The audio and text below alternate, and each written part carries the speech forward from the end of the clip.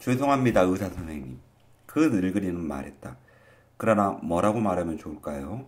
저는 선생님을 믿습니다. 선생님과는 이야기를 할 수가 있거든요. 그러면 감명을 받습니다. 확실히 그랑은 패스트에 대해서는 천리나 떨어져 있는 것처럼 관심이 없었다.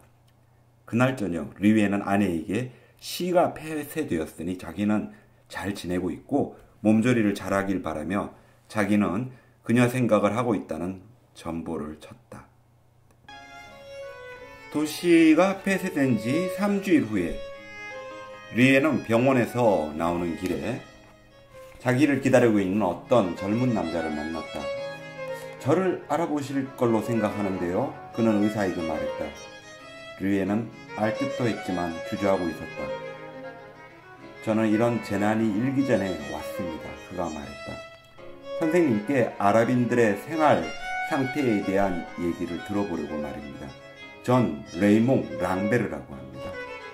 아, 그렇군요. 리에가 말했다. 그러니 당신은 이제 좋은 기사거리를 찾게 된 셈이군요. 그 남자는 초조한 듯한 표정으로 자기는 기사거리 때문이 아니라 의사 리에에게 도움을 청하려 왔다고 말했다. 죄송합니다. 그는 덧붙였다. 그런데 저는 이 도시에 아는 사람이 아무도 없고 제가 근무하는 신문사 특파원은 불행히도 바보 천치랍니다. 리웨는 그에게 시내 한복판에 있는 한 진료소까지 함께 걸어가자고 제의했다. 몇 가지 지시사항을 전할 일이 있었기 때문이다. 그들은 흑인들이 사는 동네의 좁은 골목길을 걸어 내려갔다. 저녁이 가까이 오고 있었으나 예전에 그토록 소란스러운 분위기가 사라진 시가지는 기이하게도 쓸쓸해 보였다. 몇 번에 걸친 나팔 소리만이 아직도 황금빛으로 물든 하늘에 울려 퍼져 군인들이 직무를 수행하고 있다는 기색을 나타내고 있었다. 그러는 동안 가파른 길을 따라 무어식 집들의 푸른 벽, 붉은 벽, 자주색 벽들 사이를 걸으면서 랑베르는 몹시 흥분해서 이런저런 말을 내뱉고 있었다. 그는 파리에 부인을 두고 왔다. 실은 정식 부인은 아니었으나 그건 큰 문제가 아니었다. 이 도시가 폐쇄되자 그는 즉시 부인에게 전보를 쳤다. 처음에 그는 일시적인 사태일 것으로 짐작했다.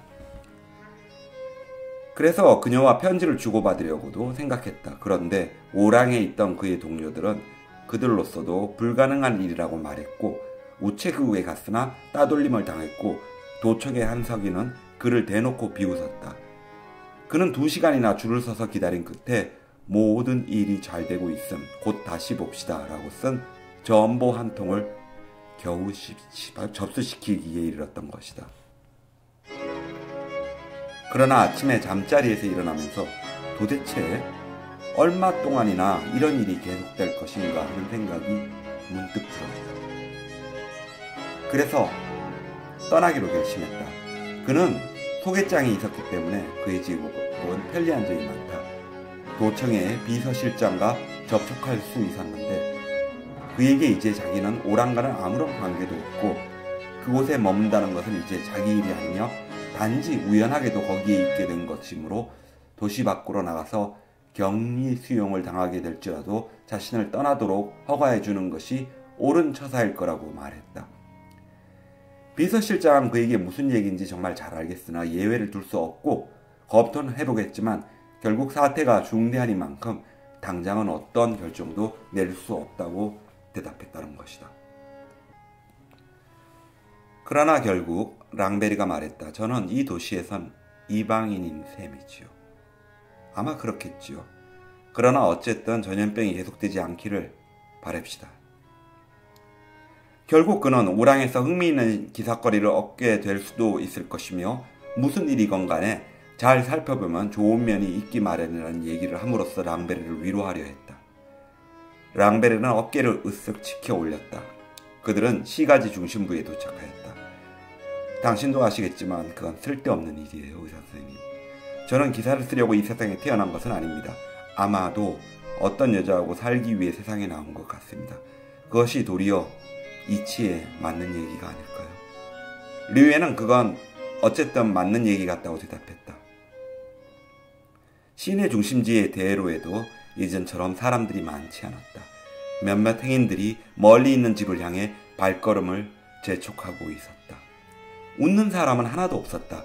리웨는 이렇게 된 것은 그날 있은 랑스토크 통신사의 보도 결과 때문이라고 생각했다. 24시간이 지나면 우리 시민들은 또다시 희망적인 생각을 가지게 될 것이다. 그러나 그 당일에는 그들의 기억 속에 너무나 생생한 숫자가 들어 있었던 것이다. 왜냐하면 갑자기 랑베르가 말했다. 우리는 만난 지 얼마 안 되었으니 서로 잘 이해해주고 있었기 때문입니다. 리에는 아무 말도 하지 않았다. 선생님께 폐가 될지 모르겠습니다만 랑베르가 말을 이었다. 저는 단지 선생님께 제가 이 망할 놈의 병에 걸리지 않았다고 확인하는 증명서라도 한 장 떼어줄 수 없으신지를 묻고 싶을 따름입니다. 그 증명서는 도움이 될 것으로 생각합니다. 리웨는 고개를 끄덕여 보였다. 그는 자기 다리 사이로 갑자기 뛰어든 사내 아이를 안아들었다. 두 사람은 다시 걸음을 옮겨 연병장에 도착했다. 무화과와 종려나무의 가지들이 먼지에 쌓여 더러워진 공화국의 여신상 주위에 먼지를 뒤집어 쓴 채 미동도 하지 않고 축 늘어져 있었다. 그들은 그 기념상 아래에서 발길을 멈췄다. 리웨는 희끄무레한 잿빛 도료 같은 먼지로 뒤덮인 신발을 하나씩 차례로 땅에 탁탁 털어냈다. 그는 랑베르를 바라보았다.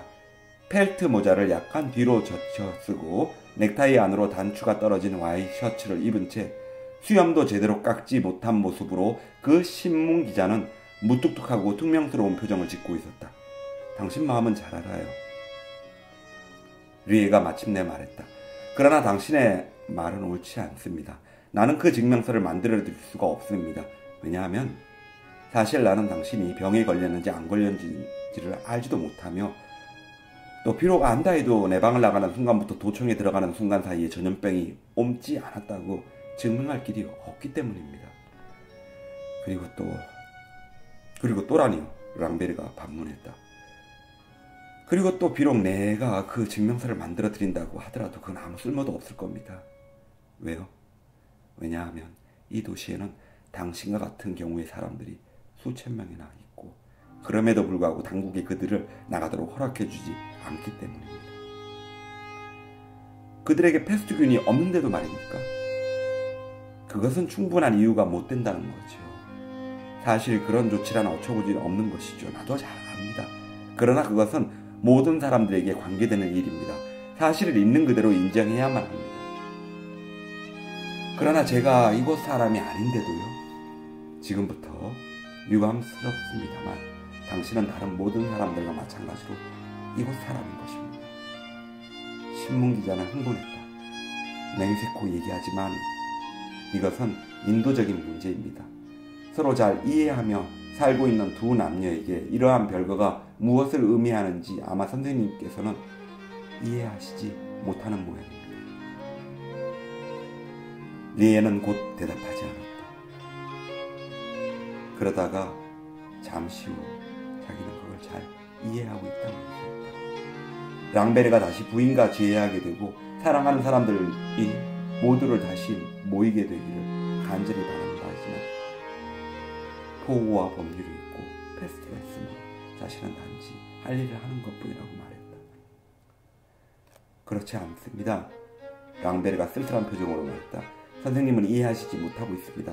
선생님은 이성적인 말씀을 하고 있는 것입니다. 선생님은 추상적인 사념에 빠져 있는 것이요. 의사는 공화국의 여신상을 쳐다보았다. 그리고 자기가 이성적인 말을 하고 있는지 아닌지는 모르지만 명백한 사실에 관한 말을 하고 있는 것이며 이 두 가지 얘기가 반드시 같지만은 않다고 말했다. 신문기자는 자기 넥타이를 고쳐냈다. 그러면 달리 어떻게 해결을 보란 말입니까? 신문기자는 도전적인 어조로 말했다. 어쨌든 저는 이 도시를 떠나고야 말겠다.